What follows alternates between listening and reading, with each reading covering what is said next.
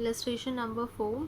The partners of Maitri Agencies decided to convert the partnership into a private limited company called MA Private Limited with effect from 1st Jan 2002.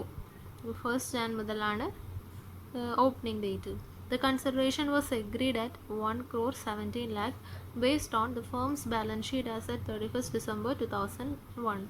However, due to some procedural difficulties, the company could be incorporated only on 1st April 2002.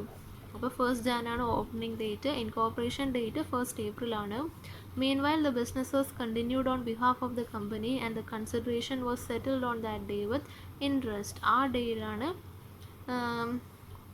Incorporate ആവുന്നത്. So അന്ന് വരെയുള്ള interest സെറ്റിൽ ചെയ്യണം at 12% per annum. ബാക്കി വായിച്ചിട്ട് നോക്കാം. The same books of accounts are continued by the company which closed its account for the first time. Second method ആണ്. Details തന്നിട്ടുണ്ട്. ഇനി ഇവിടെ നോക്കി.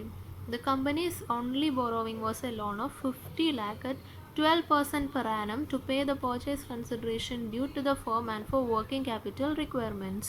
അപ്പോൾ ഇവിടെ കമ്പനിയുടെ ബോറോവിംഗ് എന്ന് പറയുന്നത് 50 lakh ലോൺ ബോറോ ചെയ്തു.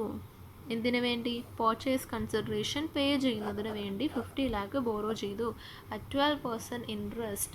അപ്പം ഇൻട്രസ്റ്റ് ഓൺ ബോറോവിങ്, ഈ ഇൻട്രസ്റ്റിൽ 9,51,000 ഇൻട്രസ്റ്റിൽ 50 lakhൻ്റെ 12% ഇൻട്രസ്റ്റ് എന്ന് പറയുന്നത് പോസ്റ്റ് ഇൻകോർപ്പറേഷനിലാണ്. ഒരു കമ്പനി ഫോം ചെയ്താലല്ലേ അതിന് ബോറോ ചെയ്യാൻ പറ്റുള്ളൂ. അപ്പോൾ അത് പോസ്റ്റ് ഇൻകോർപ്പറേഷനാണ്. ഓക്കെ, അപ്പോൾ അതിനകത്ത് ബാക്കി വരുന്നത് പ്രീ ഇൻകോർപ്പറേഷൻ ആണ്. ഓക്കെ, ഇവിടെ നമുക്ക് കൺഫ്യൂസ് ചെയ്യാനായിട്ട് പർച്ചേസ് കൺസിഡറേഷനും ഇൻട്രസ്റ്റ് റേറ്റൊക്കെ തന്നിട്ടുണ്ട്. ഓക്കെ, പക്ഷേ ഇവിടെ പറഞ്ഞിരിക്കുന്നത് 1st April തന്നെ സെറ്റിൽ ചെയ്തു എന്നാണ് പറഞ്ഞിരിക്കുന്നത്. ഇൻകോർപ്പറേറ്റ് ആകുമ്പോൾ തന്നെ സെറ്റിൽ ചെയ്തു. അപ്പോൾ അത് പോസ്റ്റ് ആൻഡ് ഫ്രീ ആയിട്ട് അവിടെ ഡിവൈഡ് ചെയ്യേണ്ട കാര്യമില്ല. ഫ്രീ ആയിട്ട് സെറ്റിൽ ചെയ്തു എന്ന് തന്നെ കണക്കാക്കാം. പക്ഷേ ഇവിടെ വരുമ്പോൾ നോക്കി 50 lakhൻ്റെ 12% ഇൻട്രസ്റ്റ് ഇതിനകത്ത് ഇൻക്ലൂഡഡ് ആണ്. അത് പോസ്റ്റ് ഇൻകോർപ്പറേഷൻ ആണ്. സോ ആ ഇൻട്രസ്റ്റ് രണ്ടായിട്ട് ഡിവൈഡ് ചെയ്യാം. എല്ലാ 50,000 50 lakhൻ്റെ എത്ര % ആണ്? 12%. അതായത് 6 lakh ഇൻട്രസ്റ്റ് എന്ന് പറയുമ്പോൾ കമ്പനി ഫോം ചെയ്തതിന് ശേഷമുള്ള ഇൻട്രസ്റ്റ് ആണ്. ബാക്കി 3,54,000 എന്ന് പറയുന്നത് പ്രീ ഇൻകോർപ്പറേഷനിലെ ഇൻട്രസ്റ്റ് ആണ്. ഓക്കെ, അത് ഡിവൈഡ് ചെയ്ത് കാണിക്കണം, അത് നോട്ട് ചെയ്യാം. ഇനി the company was able to double the average monthly sales.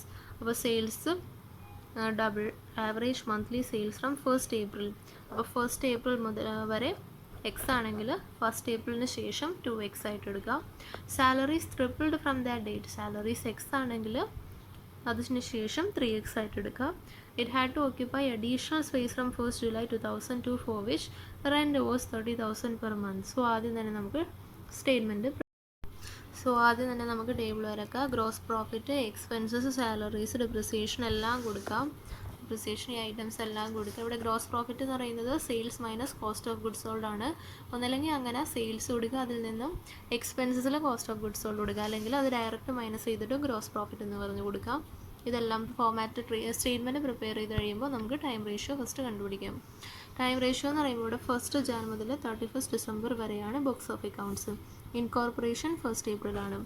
അപ്പോൾ 1st Jan മുതൽ 31st March വരെ പ്രീ ഇൻകോർപ്പറേഷനും 1st April മുതൽ 31st December വരെ പോസ്റ്റ് ഇൻകോർപ്പറേഷനും 3 months 12 months. അപ്പോൾ റേഷ്യോ എന്ന് പറയുന്നത് 3:12 1:4 ആണ് റേഷ്യോ. ഇനി സെയിൽസ് റേഷ്യോ കണ്ടുപിടിക്കാം. ഇവിടെ പറഞ്ഞിട്ടുണ്ട് the company was able to double the average monthly sales from 1st April. 1st April മുതൽ ഡബിൾ ചെയ്തു.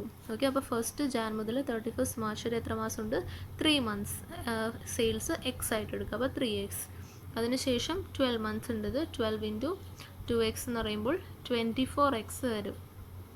ഓക്കെ, 24x വരും. സോറി, ഇവിടെ പീരീഡ് 31st March വരെയാണ് എൻഡ് ചെയ്യുന്നത്. സോ 1st April മുതൽ 31st March വരെ 12 months ഉണ്ട്. 12 months × 2x എന്ന് പറയുമ്പോൾ 24x വരും. 3:24 വിച്ച് ഇസ് റേഷ്യോ എന്ന് പറയുന്നത് 1:8 ആണ്. ഇനി അടുത്തത് സാലറീസിൻ്റെ അഡ്ജസ്റ്റ് ആണ്. സെയിം മെത്തേഡാണ്. ട്രിപ്പിൾഡ് എന്നാണ് പറഞ്ഞിരിക്കുന്നത്. അപ്പോൾ 3x ആയിട്ട് മൾട്ടിപ്ലൈ ചെയ്ത് എഴുതാം. ഇനി അടുത്ത അഡ്ജസ്റ്റ്മെൻറ്റ് എന്ന് പറയുന്നത് അഡീഷണൽ സ്പേസ് ആണ്. റെൻറ്റിൻ്റെ അഡ്ജസ്റ്റ്മെൻറ്റാണ് പറഞ്ഞിരിക്കുന്നത്. അപ്പോൾ റെൻറ്റ് നമുക്ക് അഡീഷണൽ സ്പേസ് ആയിട്ടും റെഗുലർ സ്പേസ് ആയിട്ടും ഡിവൈഡ് ചെയ്ത് കൊടുക്കാം. ഓക്കെ, പറഞ്ഞിരിക്കുന്നത് 1st July മുതൽ അഡീഷണൽ സ്പേസ് വേണം. 30,000 പെർ മന്ത് റെൻ്റാണ്. അപ്പോൾ ഫസ്റ്റ് ജൂലൈ മുതൽ 31st മാർച്ച് വരെ എത്ര മാസമുണ്ട്? 9 months. 9 months into 30,000 per month എന്ന് പറയുമ്പോൾ ആ 9 മന്ത്സിൻ്റെ 2,70,000 വരും റെൻറ്റ്. ഇത് ഇൻകോർപ്പറേഷൻ ഡേറ്റ് എത്രയാണ്? 1st April. ഇത് 1st Aprilന് ശേഷമായതുകൊണ്ട് തന്നെ ഇത് പോസ്റ്റ് ഇൻകോർപ്പറേഷൻ ആണ്. ഓക്കെ, അപ്പോൾ ഈ 7,20,000 മൈനസ് 2,70,000 ചെയ്യുമ്പോൾ റെഗുലർ സ്പേസിൻ്റെ കിട്ടും. ഈ റെഗുലർ സ്പേസ് എന്ന് പറയുമ്പോൾ ആ ഫുൾ പീരീഡിൽ റെൻറ്റാണ്. 4,50,000 എന്ന് പറയുന്നത് ഫുൾ പീരീഡിൽ റെൻറ്റാണ്. ഇത് നമ്മൾ പ്രീയും പോസ്റ്റും കണ്ടുപിടിക്കണം. പ്രീ എന്ന് പറയുന്നത് 3 മന്ത്സ് ആണ്, പോസ്റ്റ് എന്ന് പറയുന്നത് 12 മന്ത്സ് ആണ്. അപ്പോൾ 4,50,000 ഇൻറ്റു 3 + 12 15 അങ്ങനെ ചെയ്ത് രണ്ടിൻ്റെയും കണ്ടുപിടിക്കാം. അപ്പോൾ പ്രീ ഇൻകോർപ്പറേഷൻ റെൻ്റ് എന്ന് പറയുമ്പോൾ 90,000ഉം പോസ്റ്റ് ഇൻകോർപ്പറേഷൻ റെൻ്റ് എന്ന് പറയുമ്പോൾ 2,70,000 പ്ലസ് 3,60,000 വരും. ഓക്കെ, അതും ക്ലിയറായി. ഇനി ഇൻട്രസ്റ്റിന് ഞാൻ ഓൾറെഡി പറഞ്ഞു 9,50,000 ആണ് ടോട്ടൽ. അതിൽ 50 ലാഖിൻ്റെ 12% ഇൻട്രസ്റ്റ് എന്ന് പറയുന്നത് പോസ്റ്റ് ഇൻകോർപ്പറേഷൻ ആണ്. 50 ലാഖിൻ്റെ 12% ഇൻട്രസ്റ്റ് എന്ന് പറയുന്നത് പോസ്റ്റ് ഇൻകോർപ്പറേഷൻ ആണ്. ബാലൻസ് പ്രീ ഇൻകോർപ്പറേഷൻ ആണ്. ഇവിടെ നമ്മൾ കൺഫ്യൂസ് ചെയ്യിക്കാനായിട്ടാണ് പർച്ചേസ് കൺസിഡറേഷനും ഇൻട്രസ്റ്റ് റേറ്റൊക്കെ തന്നിരിക്കുന്നതും. ഇനി നമുക്ക് സ്റ്റേറ്റ്മെൻറ്റ് പ്രിപ്പയർ ചെയ്യാം.